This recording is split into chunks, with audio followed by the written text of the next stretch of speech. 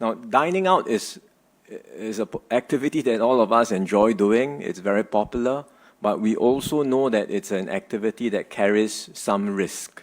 In fact, quite a bit of risk, because we are gathered together, large groups of people in an enclosed space without our mask on, and we have prolonged exposure to one another. And that's why we have put in place a whole series of safe management measures in F&B outlets to ensure the safety of everyone. I'm glad that most people, F&B operators and diners, most people are complying with these measures.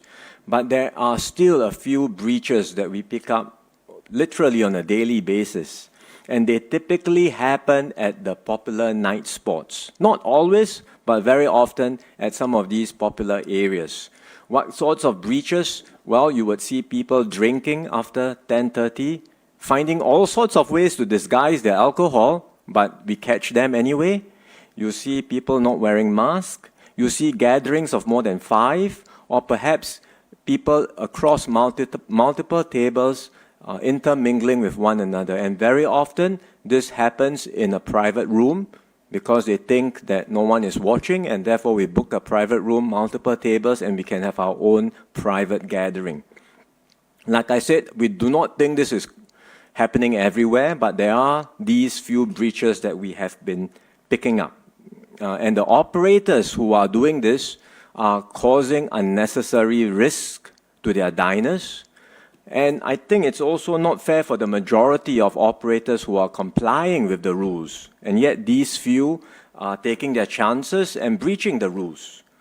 So our enforcement agencies will be stepping up spot checks as well as enforcement actions. Up to now, the approach by enforcement agencies have been to issue a warning for a first offender. But I think enough time has transpired for the entire F&B industry as well as for diners to understand what the rules are and to comply with them. So from henceforth, the enforcement agencies will be stepping up their checks, and once they see an offense, be it by an individual or by an F&B operator, they will take action, even if it is a first offender. And the actions, the enforcement actions, could be in the form of a fine, or it could even take the form of the closure of the premise if the breach is severe enough. For example, if the enforcement officers go in and detect multiple breaches within one venue at any particular time, then they may very well require that place to be closed. Right? So these are actions that we will be taking in order to ensure the safety of everyone when they are out dining.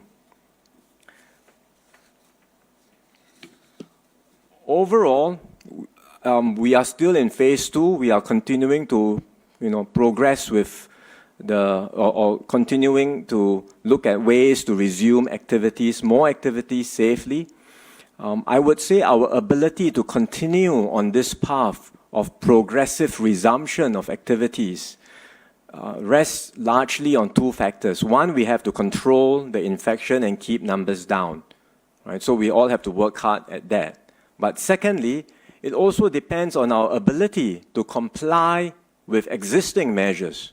Because if we are not even able to keep to the existing measures, then why even talk about further liberalizations or easing, which will cause more problems down the road?